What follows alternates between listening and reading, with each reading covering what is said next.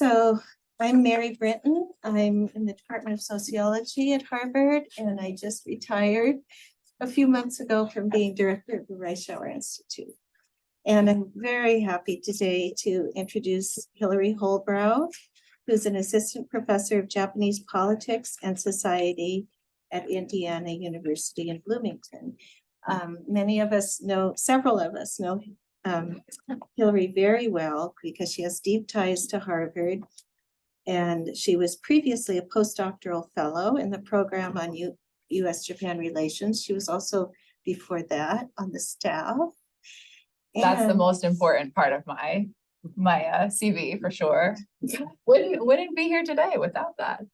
And then in my own department, happily, after she finished her PhD at Cornell, she was hired by us as lecturer and associate director of undergraduate studies after she finished her postdoc.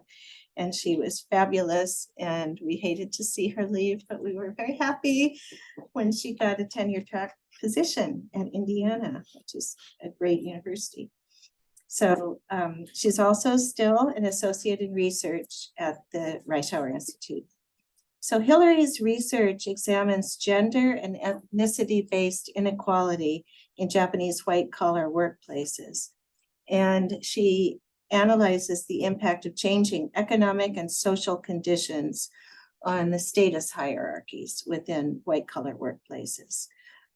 She's already publishing in sociology journals, which is very, very important to get tenure. It's a balancing act between being an area specialist and a sociologist. And she has submitted her book manuscript, her full book manuscript, to a couple of places already, which is amazing.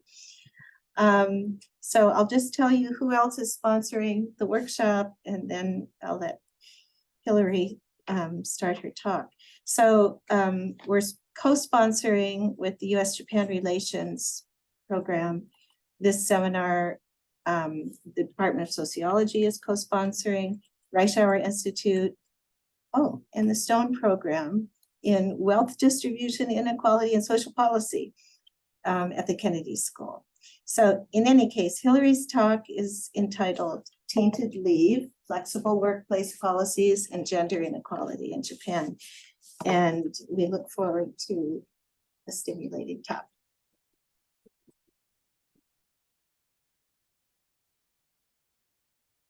Hi, everyone. Thank you, Mary, for that very kind introduction.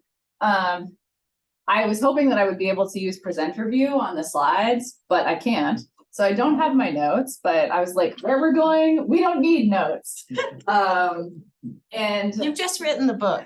Right, yeah. So in any case, in case you haven't noticed this already, the title Tainted Leave is supposed to make you think of the song Tainted Love. You can let me, hopefully the song will get stuck in your head. So anytime I misspeak in the talk, you'll be concentrating on the song so much you won't even know it. That's my goal here. So I'd like to begin by talking a little bit about Japan's population trajectory, but showing it in a format that we don't usually see it in, which is an extreme long run perspective. So this is Japan's long run population from the year 1000. And what we see is that, the modern era of very rapid population growth began in the 1800s in Japan. But as most people here are undoubtedly very aware, in the 1970s, the birth rate fell below replacement. And so now we've seen leveling off of the population and even a little bit of decline. But I think what's really striking, particularly when we look at this in long run perspective, is the projection for the future, right? Which is this. So practically all of the population growth of the modern era is projected to decline over the coming century. So this is indisputably going to change Japanese society, culture, and economy in many ways. And one way in which it's already doing it, even though what we've experienced to date is really just the tip of the population decline iceberg. One way we already see this population decline affecting Japanese society is in the labor market. And this is visible if we look at the jobs to applicants ratio. So this is the number where if the jobs to applicants ratio is over 1, that means there are more jobs than there are job seekers. So there's a labor shortage. And the government has been tracking this since the 1950s. And we're currently in the longest period of labor shortage since record keeping began in the 1950s. So exceeding even that of the high growth era, which is kind of seen as the golden age of Japanese employment. What I hope to illustrate with the population figures that I just showed you is that this is structural, right? This is not going away, and it's only going to become more extreme as time goes on due to these extremely steep projected decreases in the population. So the Japanese government is, of course, very aware of this issue. And as an American, one thing that I love about Japan is the government sees this problem and they're actually doing something about it, right? They're actually implementing policies attempting to address this. And I think there's policies in many different areas. But what I would describe as the flagship policy response is essentially to make workplaces more flexible. And there's a number of different ways in which the government is doing this. So it includes expanding access to and generosity of parental leave, particularly for women. And these policy changes go back to the early 1990s, also making sick leave more generous and accessible. And both of these types of policies are essentially aimed at addressing labor shortages in the short term by allowing people who would otherwise drop out of the labor market, women having a child or people who face some sort of serious illness.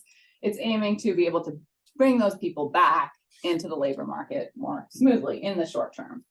But then there's also policies which are more aimed at the long term. And these include encouraging men to take parental leave, which began around 2014. And then also the 2019 work style reforms, which are so beautifully advertised in this poster I have up here, which aim to reduce working hours and increase vacation leave uptake. And these two latter policies are essentially aimed to help men or encourage men to reallocate their labor so that more of it is going towards the household sphere and less of it is going towards paid work. And this is supposed to do two things. First of all, it's supposed to even the playing field for women in the workplace. If men are not dedicating their time 24/7 to the workplace, then women who also do a lot of household labor, they can compete more fairly with men. And then in addition, by reallocating men's labor to the household sphere, it's supposed to make households more gender equitable as well. And the government believes that having greater gender equality in both the workplace and in the household will lead to increases in the birth rate in the long run. So these policies are really aimed at addressing these labor shortages in the long term by increasing the birth rate.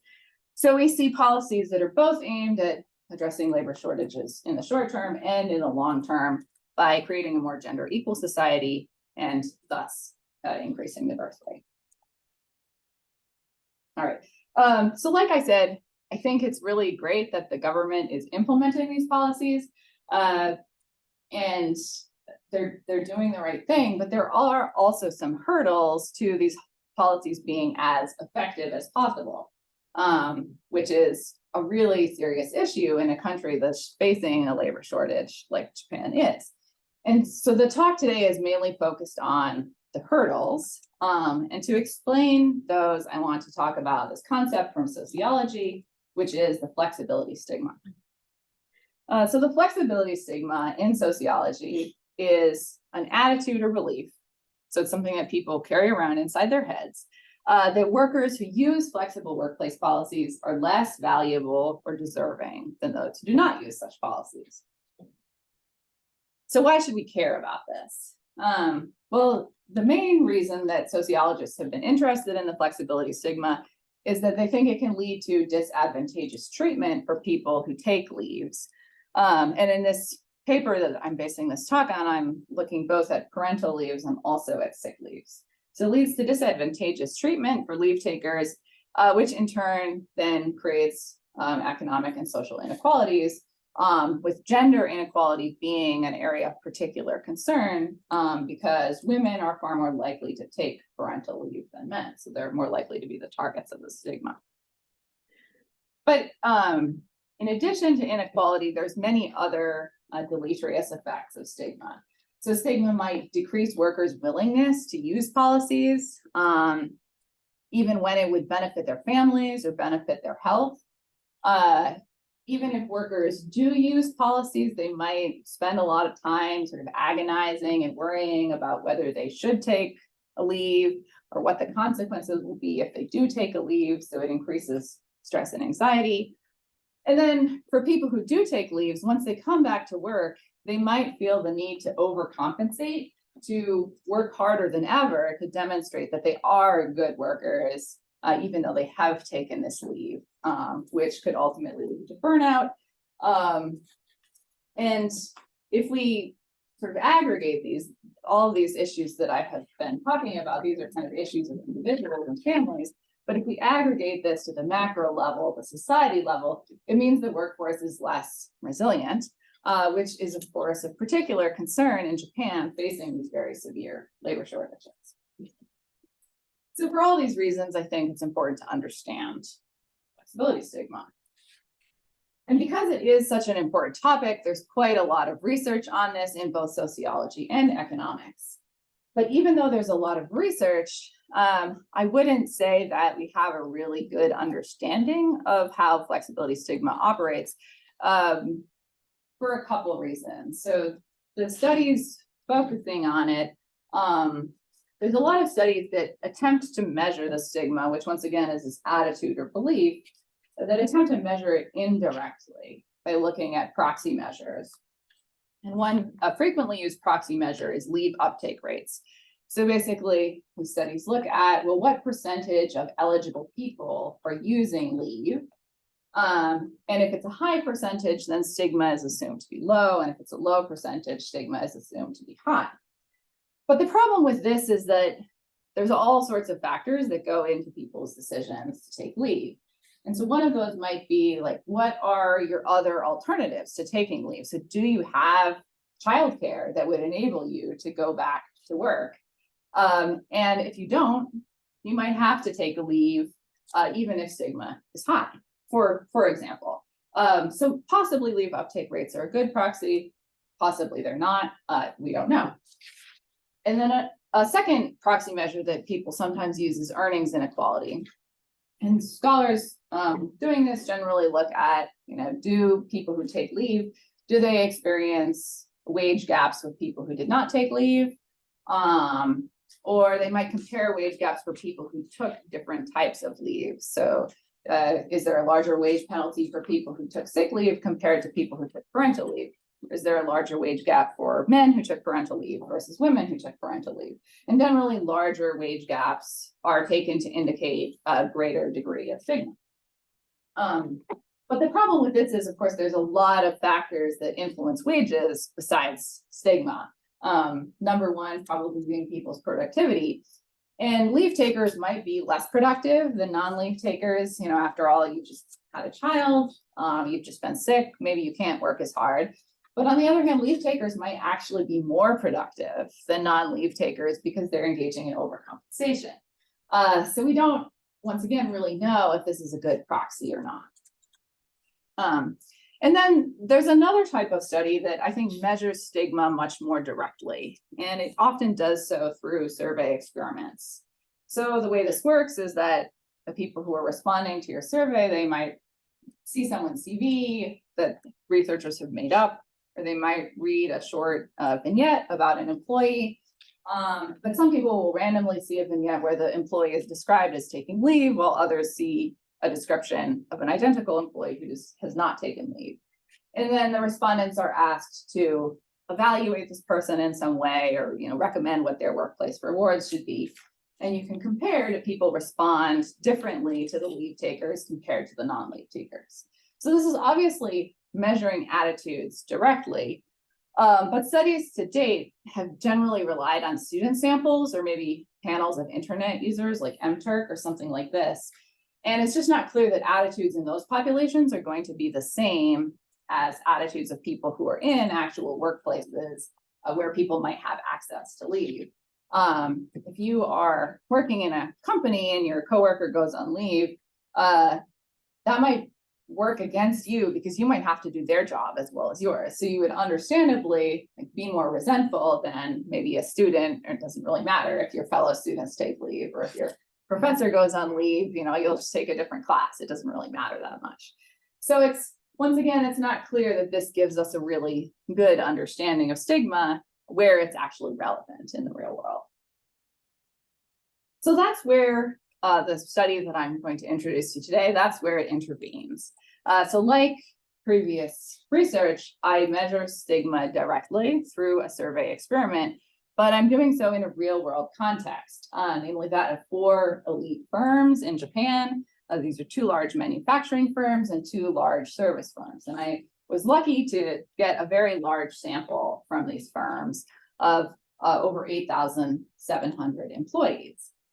So this study, first of all, it offers an opportunity to test whether these commonly used proxies give an accurate estimate of stigma. And then it also sheds light on the contours of flexibility stigma in the context of elite Japanese firms specifically. So this is the vignette that I used. I will just summarize it briefly so you don't have to read, but it describes an employee who's very able, has been very successful, and the respondents are asked what the HR department should do about this employee's promotion. Then respondents could say they should promote this person immediately. They could delay for a period of time and then reconsider them, or they could remove them from promotion, from consideration for promotion permanently. And you can see here the candidate name is not specified. So one of the things that I manipulated in the vignette was the candidate's gender. So some people saw a vignette with a male name and some people saw a vignette with a female name. But of course, in addition to that, I'm also interested in leave. So in some cases, this highlighted sentence here was replaced with one of these candidate sentences, which describes how the employee in question either got sick and took a 6-month or a 2-year sick leave, or they had a baby, their spouse had a baby, and they took parental leave. So then employees are once again, they have the same answer choices about what the HR should do about this person's promotion. So this allows us to see, do people recommend different rewards for leave takers compared to non-leave takers, but also how that response varies by the leave length and by the candidate's gender as well, and also by the type of leave, sick leave or parental leave. So here's a very boring standard hypothesis that we can make about this context, which is that employees are going to respond negatively to leave takers, regardless of what their other characteristics are. This is very boring. And a unique feature of the study is that I actually know what typical leave taking patterns are in this context because I collected this information from the respondents as well. So we can use this to draw out more sort of textured, interesting hypotheses based on the proxy measures that are commonly used in the literature. So I'll talk a little bit about the leave patterns in the sample and use those to kind of foreground the other more interesting hypotheses. So what you're seeing here are the distribution of a parental leave uptake by gender and parental status. I'll just highlight a couple things about this.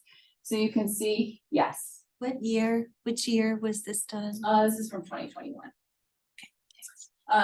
So I will highlight about fathers.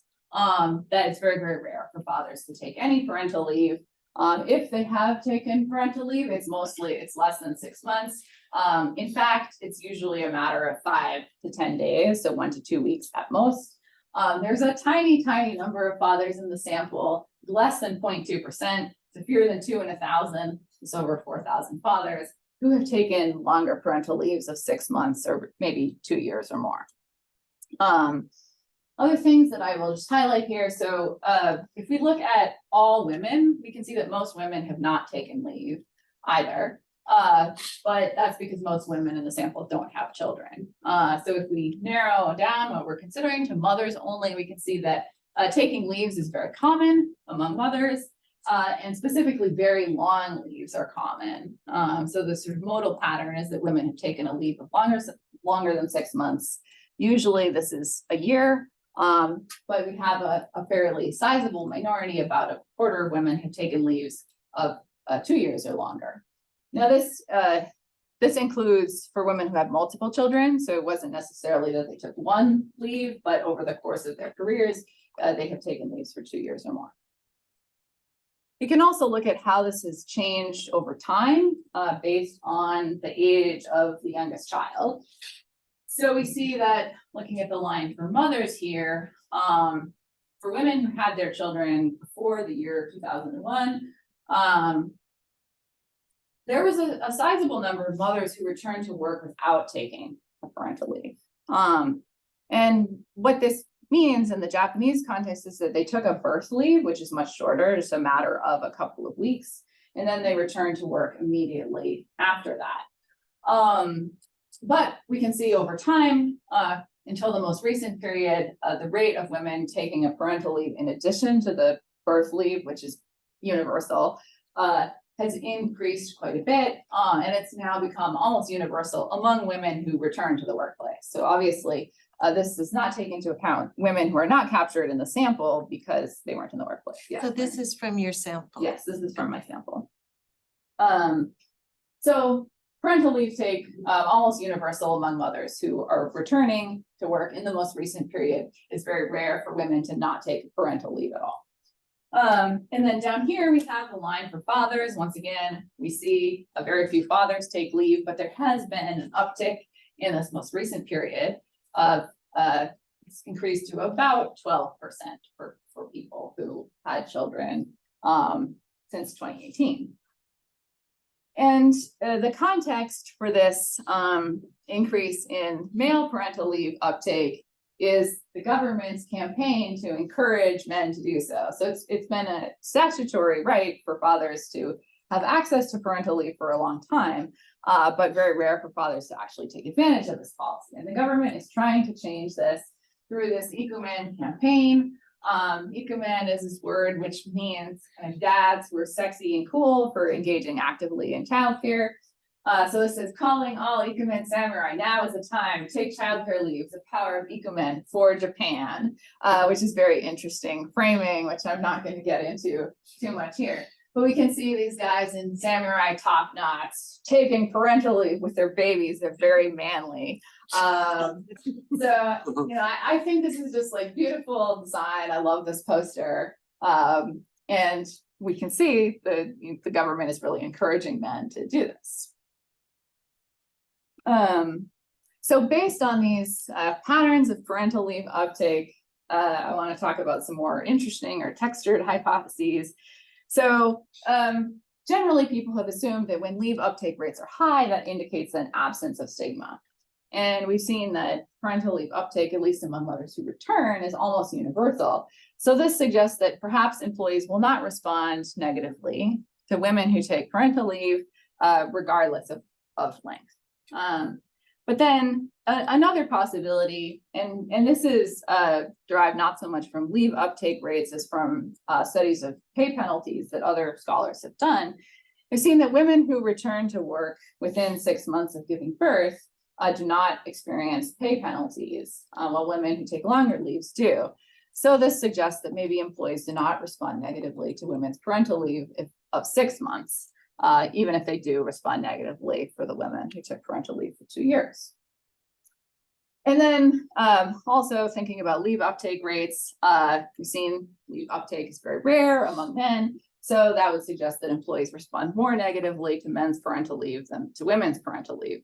And this also reflects wage penalties people have observed in the Japanese context and in other contexts that men who take parental leave generally experience larger pay penalties for leaves that are compared to women who take leaves of similar length.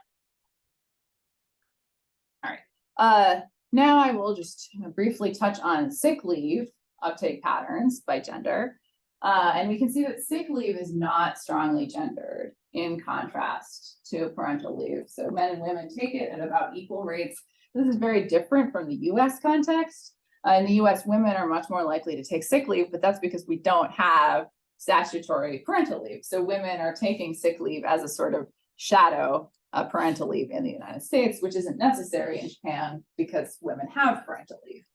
So we see that about 5% of men have taken sick leave of under 6 months, but about 2% of men have taken quite long sick leaves of 6 months or more. And as you'll recall from the previous slide, it's 0.2% of fathers that took parental leave. So sick leave, these long sick leaves are 10 times more common for men than our long parental leaves. And so this suggests the final hypothesis that I'll talk about today, which is that employees respond more negatively to men's parental leave than to men's sick leave. Both are uncommon, but sick leave is much more common. So if leave uptake proxies stigma, this is what we would expect. All right, so now I will talk a bit about the results. So what I'm showing you is the percentage of respondents of these 8,700 people who took the survey in the different vignette conditions who recommended that this person should be promoted immediately. And this is for just showing us the baseline condition, the candidate who's not described as taking any leave. And we can see that almost everyone thought that this person should be promoted immediately. And there's not a lot of gender difference, whether people saw a male candidate or a female candidate.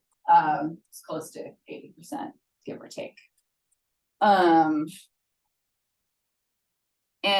if people took parental leave, we see a completely different pattern. So the instant that there's any parental leave, people's willingness to say this person should be promoted immediately drops by about half. So really, really striking. But then another thing that I will highlight here is it's actually women's parental leaves that are penalized more heavily. So this was quite unexpected. Whether This is opposite from the US. right? yes, yeah. Well, no one has done a survey like this among workplaces in the US. No, but a lot of the studies have shown that men suffer a more severe penalty. So that's based on wage gaps. I would say that's based on proxy measures. So I don't think that's accurate. Yeah.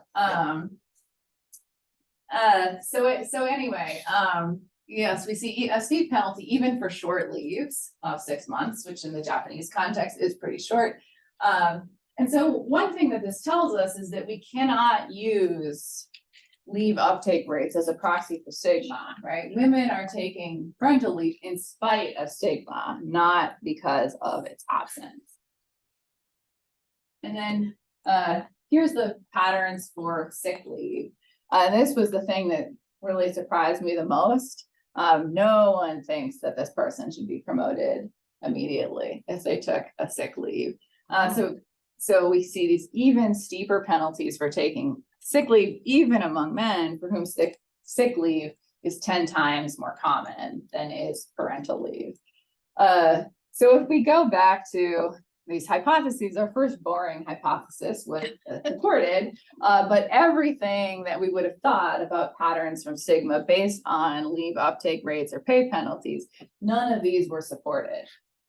So I think that these are terrible proxies and we should stop using them to try and understand patterns of stigma. It just doesn't work.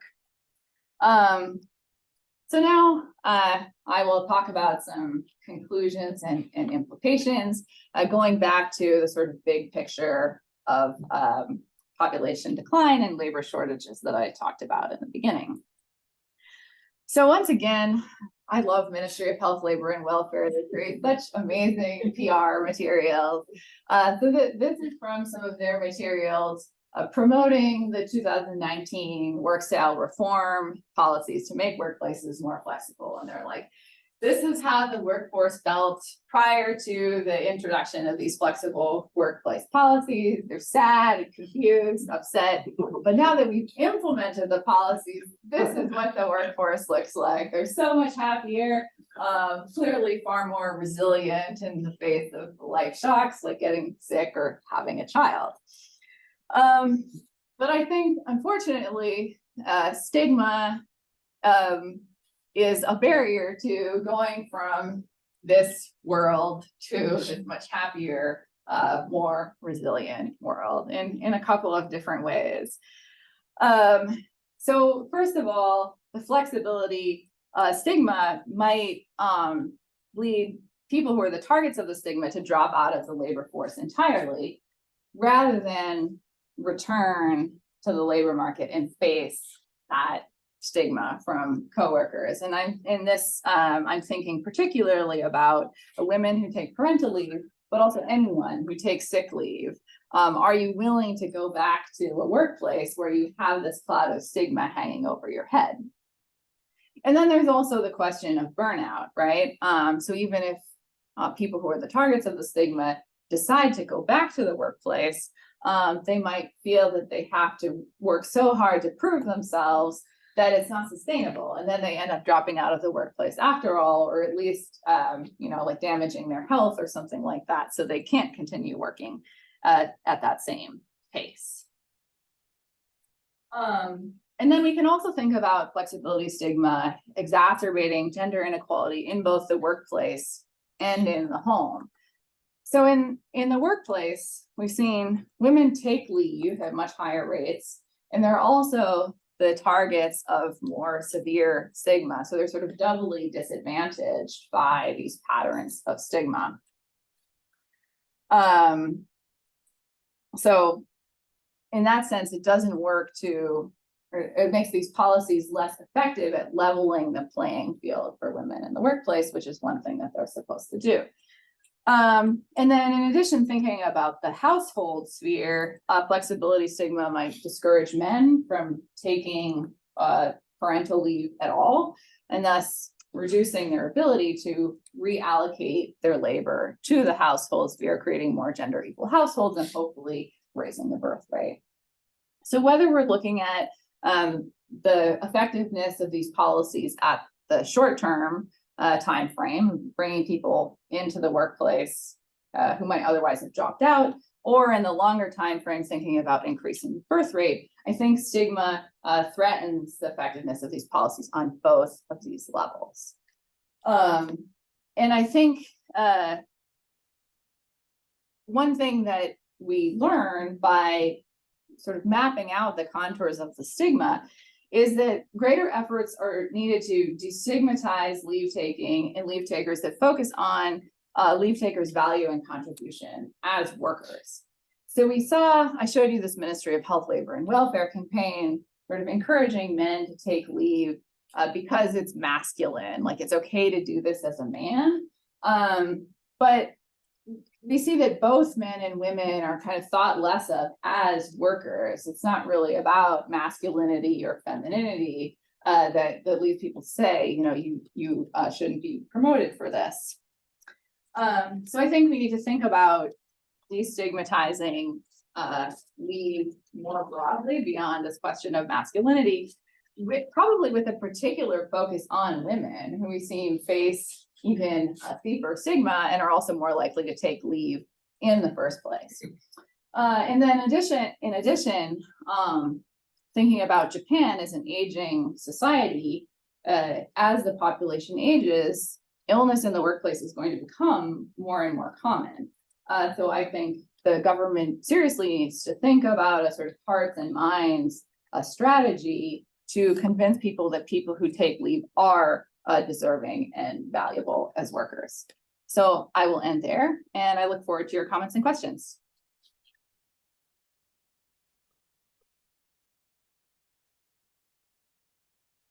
Great. So I understand that the norm in the US-Japan Relations Program is to have an associate ask the first question. So for this seminar, it will be Takeshi Hieda, a professor in the Graduate School of Law at Osaka Metropolitan University. And this year, his research project is the politics of parental leave policy under the multidimensional party competition. And after Professor Hieda asks his question, I'm going to take the moderator's prerogative and ask Hilary a question. And then we'll open it up to the room and to people who are online. Great. Thank you for a great presentation. I want to ask about the sample selection bias. So your sample comes from the 4 big firms, right? The workers in big companies are well unionized, and they are relatively easier to take sick and parental leaves. However, around 70% of Japanese workers are working in small and medium-sized firms, and those workers are less unionized and face more difficulty to take those leaves. And usually the female workers in small companies have no regular labor contract, so they cannot take a parental leave. So even though the right to take a leave is protected under the labor law, the employers have more discretion in small companies. If default that they cannot take a leave. So I would argue your sample significantly underestimates the bias among Japanese population. So I want to ask, how do you respond to such Thank you for that question, which demonstrates a lot of understanding of the context. Like often I'm presenting this to sociology audiences who don't necessarily know anything about Japan. And so I really appreciate the deep knowledge of the Japanese context, which is behind that question. I think you're absolutely right that this underestimates the extent of bias in the Japanese general population. So I think we can think of this particular sample of large firms as a kind of best case scenario where leave taking is really well established as a statutory right. And I completely agree. It's very different in small and medium enterprises. So I would love to do a similar study among small and medium enterprises, but getting any companies to participate in research like this is really, really difficult. I feel like it was incredible serendipity that I was able to recruit companies to this project. And if anyone knows small and medium companies that would like to do this, please tell me. But for the very reasons that you say, I think small and medium companies do not want to, right? So I think this gives us some understanding of the extent of the problem, but I think you're right that we can assume that the problem is actually more severe than this suggests. I have a lot of questions. I'm but sure, yes. One of them was somewhat similar to Hieda Sensei's, and that's why I asked you if the figures you were showing early in the presentation were from your sample or a national sample. I think these figures are pretty close to the national statistics because men's childcare leave taking has gone up above 15%, little unbelievable from where it was 2 years ago, but and women's is almost universal. But I think this point about elite companies is a very good one, and some elite firms are moving ahead really, really fast. And even not only encouraging, but almost requiring male employees to take parental leave. And that's a huge change in the last couple of years. So I think this is just marvelous work. I think this is exactly what we need to do to really find out what's going on in Japanese companies. Access is a problem. But I just wanted to say in the interviews I did for my book, men gave 4 reasons for not taking leave. One was they felt like they were indispensable. And that's probably even more the case in small and medium-sized firms, that they just can't leave. But all men basically feel like they're indispensable in Japanese companies. And then the fear of meiwaku o kakeru to their workmates, because often managers don't hire anybody else to take the person's place, and the person's colleagues are indeed doing a lot of extra work for quite a while. Loss of income, which can be rectified by changing the wage reimbursement policy, and fear of stigma. I won't get promoted. These norms are just really, really important, and also how managers deal with absences. And a lot of middle level and older managers don't deal with them very well. And, they create a lot of resentment in the workplace against the person who took leave. So I think these intra-organizational dynamics, I totally agree with Hilary. This is not a question, it's a comment, but the intra-organizational dynamics are just really, really important when the big problem is stigma. Yeah, and one thing that I think we see from this is that the problem is not just managers, right? Like most rank and file workers in these companies think that you should discriminate against someone who took a leave, that they should not be promoted immediately. So that's partly because they have to do more work when the person is on leave. Yeah, absolutely. So that is, a real hearts and minds issue, which gets in the way of the policies But being it's also effective. kind of a management issue. Yeah. You can solve these problems, some of these problems. Yeah. And Sweden and Norway and Denmark and so forth have done that. So yeah. Well, another thing that what you said made me think of is that there's two issues. So there's the issue of actual stigma, and the fact that particularly as a man, running the risk of being promoted more slowly, the lifetime earnings penalty for that is potentially very significant. Right. But then there's also the separate question of people's perception of stigma. Yeah. And so I think that, that's another research project, but the government needs to be thinking about both of those things, which are separate from each other. Like in some cases, people may be perceiving more stigma than is actually there, but obviously they're onto something real as well. Well, Hilary will lead the charge. So let's take questions from the room, and I have a few online. The norm here is you introduce yourself, so we all know each other, and ask your question. So let me start here. Thank you. Thank you for your very interesting talk. My name is Jiyeon, and I'm a first year graduate student here at Harvard in the Regional Studies East Asia program. And I study gender norms, how gender norms is associated bigger social shift in my kind of area of focus is Japan and Korea. Well, this topic kind of reminded me of my personal experience, because I lived in Japan for about past 13 years, and I worked in the consulting industry for 3 years. And I have my own experience in being penalized for taking sick leave and promotion. And what I found out from that experience was, it is sometimes more like, so there must be stigma, but then but the narratives they use is more like based on the seemingly fair criteria of promotion. So here I'm referring to something like kadoritsu, which is like the ratio of you operated among like all time you've spent in that company.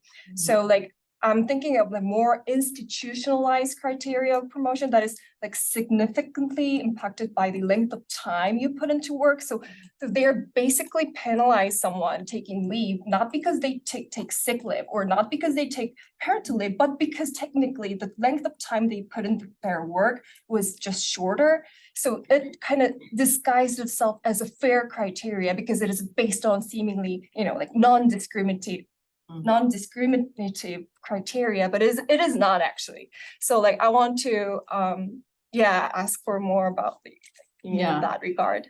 So I think one thing that I was hoping to do with this research is think about, to what extent those policies that say we will only count active working time towards promotion, to what extent people support those policies or not.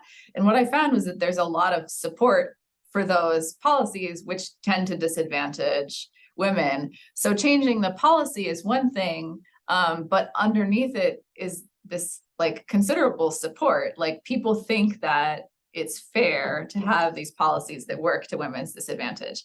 And this was part of a much larger survey. And one thing that I asked in the survey was, do you think that promotions are fair with regard to gender in your company? And if they said it was unfair, I said, who do you think is advantaged, men or women? And a sizable proportion of people say women are advantaged. And then I asked them to like text-free answer what specifically made them believe that men or women were advantaged. And the fact that women get promoted, even though they take parental leave, like there's a sizable number of people in the companies who are really angry about that and say, this means that men are the true victims here. I think on one hand, it's very important to look at the policies, but understanding how much support there are for those policies is also critical.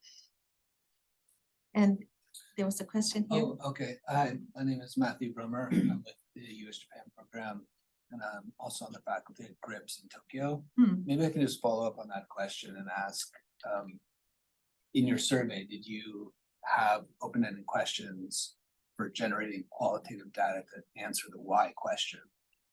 So why? So I didn't in this version of the survey. I did run a follow-up in 2022. It wasn't this exact survey experiment, but there was sort of questions about leave. And so I have a lot of qualitative data there where it was similar but I asked more for an evaluation of candidates. Should this person, and people were supposed to like give a score 1 to 10 for whether someone was promotable or not, and then asked to justify the score, but I haven't analyzed those data yet. So that's there. If any graduate students want to like cooperate on this research, I have far more data than I can analyze on my own. So shoot me an email. Susan? I've so much enjoyed your talk, Susan Farr, government department, now retired. The notion of the flexibility stigma is really a very useful concept, but it does occur to me that it is a part of an overall process of social policy change. In other words, for example, at Harvard, they introduced parental leave. And at first, women, the uptake rate was pretty low. And then men started taking it, which legitimized it for women to take it. And then gradually, a process of legitimation occurs over time. And then gradually, the stigma declines. So isn't that a kind of an expected arc of policy change? And then one interesting question is, what is the tipping point where stigma starts to turn? And if in fact the uptake rate right now for men is 15%, at what point would probably stigma start decreasing? So I guess I'm skeptical of the argument that just increasing leave uptake rates is going to do away with stigma because of women, right? So it's almost universal among women. And I think it's possible that men taking parental leave, I don't have data on the past 15%. So like that's possible, but I would say the experience or the trajectory over the past 20 years of this increase in women taking it hasn't destigmatized it. So would the addition of men taking it destigmatize it? I don't know. I think that's an open question. One thing is that even though men are taking parental leave at higher rates, they're usually doing so for a very short period. So how is that going to destigmatize the much, even if men's parental leave uptake, the longer leaves would destigmatize it for women? I think what's happening now of men taking 5 days or 10 days is not going to destigmatize the longer leaves that women take. I will, can you bring up my slides one more time? I want to show one thing here. You have the clicker? Just need to. Oh, it's on actually- tape for you to. Oh, okay.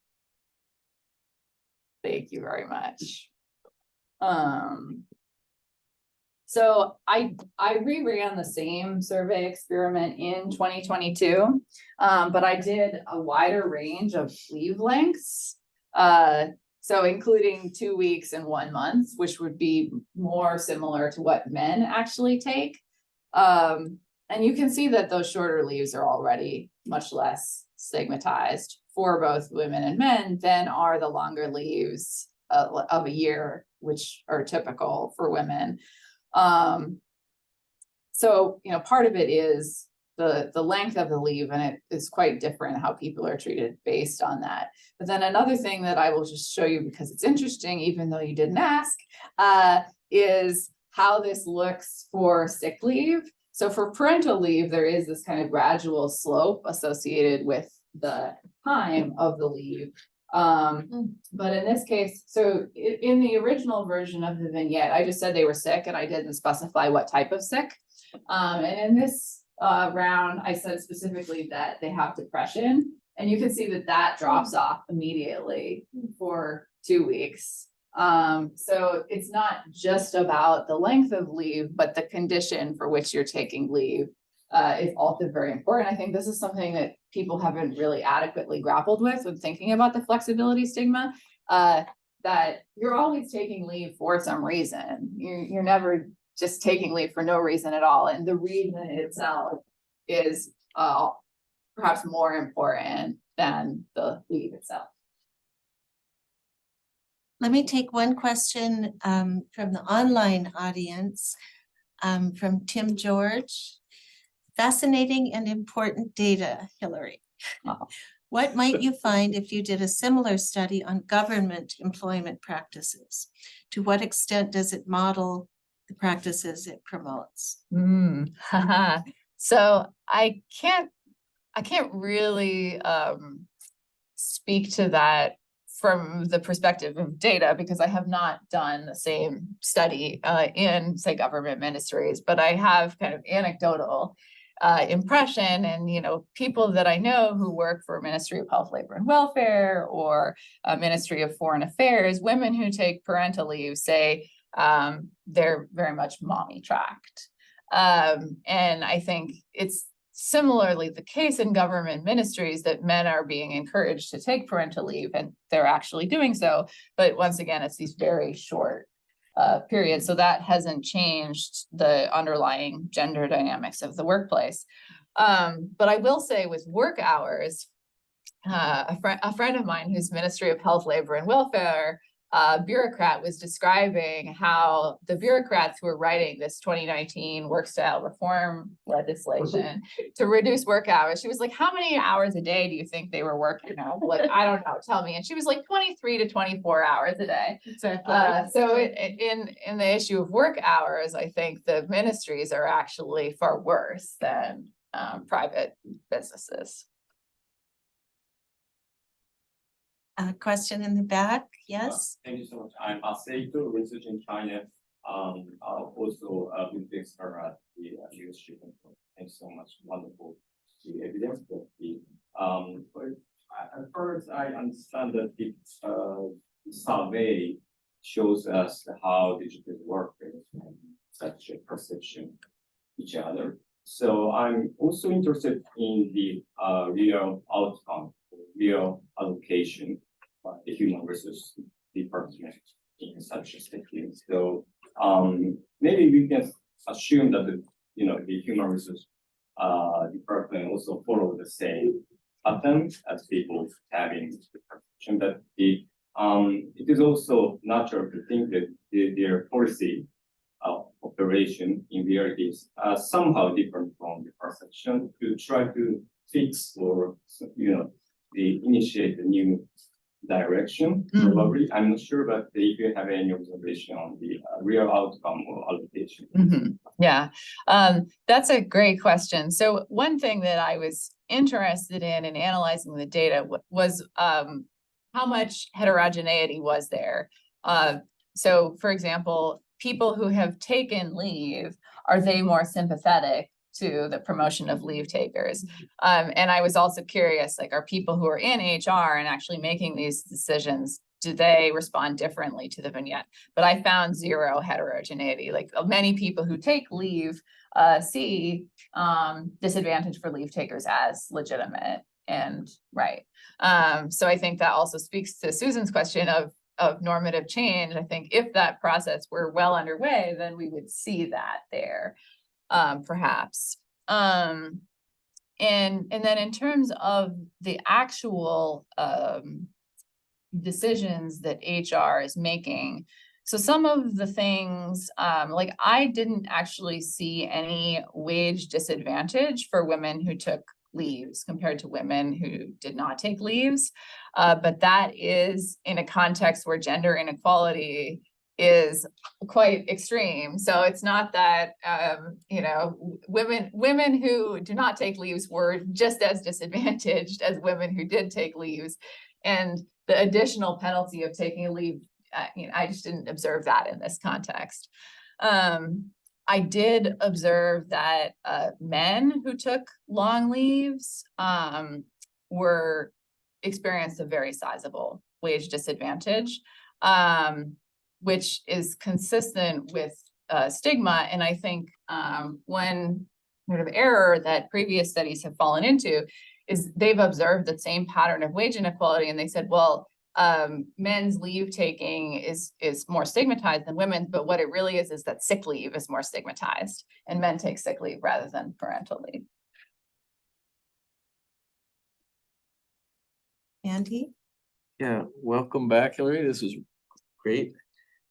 I want to ask you to make some comparative reflections, whether it's with European or South Korea or US or any place. And the context of it is my suspicion about implicitly your norms and policy in your presentation relate in that if we can get better policy and if we can promote better policy better with better PR, which is to be policy, we can change norms. And I think it equally the reverse.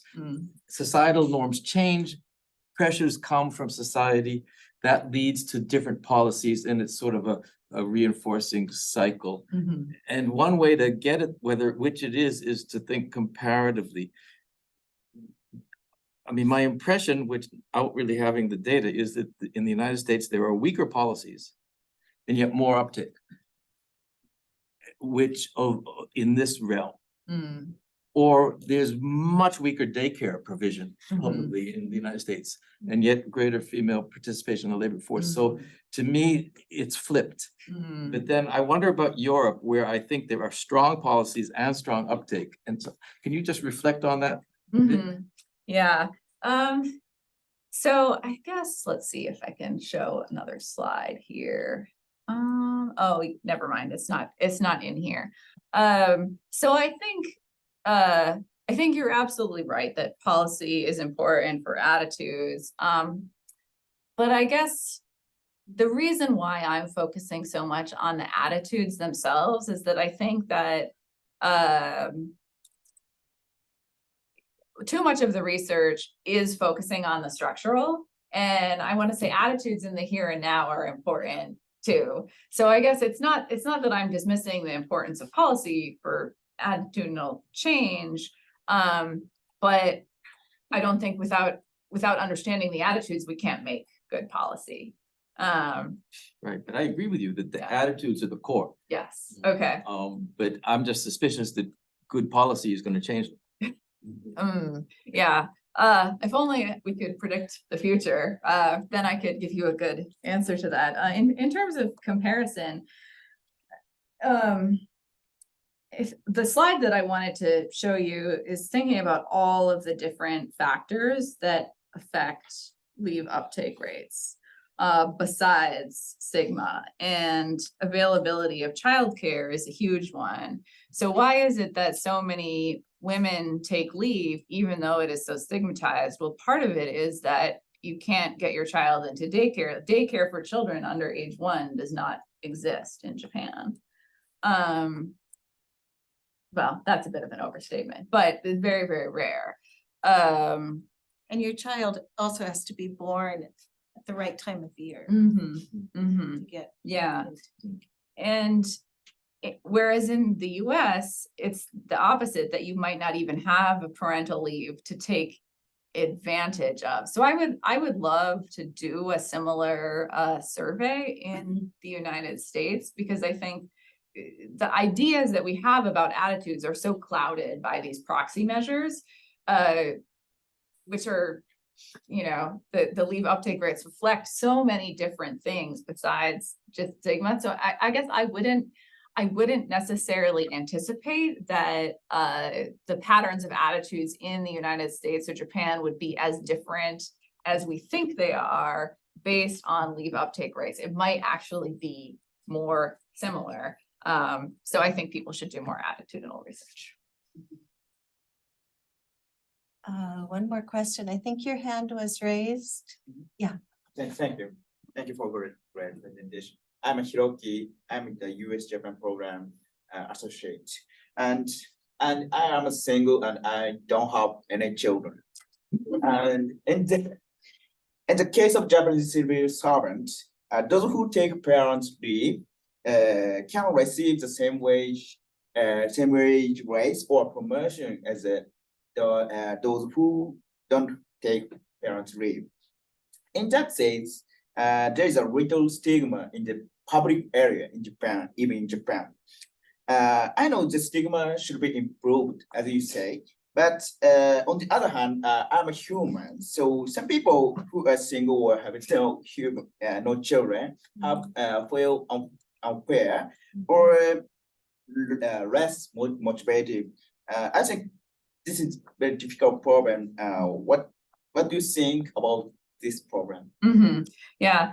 So to the first part of what you said, of the fact that in government ministries, if I'm understanding you correctly, there's a policy that you will not be penalized in promotion for having taken a parental leave. So it's not the case that there is this sort of structural discrimination based on that. One point that I wanted to make in the presentation is that we cannot say simply because there is no discrimination that the problem of stigma has been resolved, because there are also all these other negative effects of stigma. So not just on wages, but people's feeling like they need to overcompensate, or people's stress and anxiety about whether it's even okay for them to request to leave in the first place. So I think, once again, that's why it's important to look at attitudes. And then this question of resentment, like I said, I think many people agree with you, right? And they see these policies that say, well, years that you're on parental leave or on sick leave, those don't count towards your tenure in the firm. People see that as fair. And I think there just need to be honest conversations about that. And that can't be swept under the rug, but unless you recognize that perspective and have a conversation about it, there's no way to move forward, right? So that's where I would start. Okay, we have to finish up. So let's thank Hilary one more time.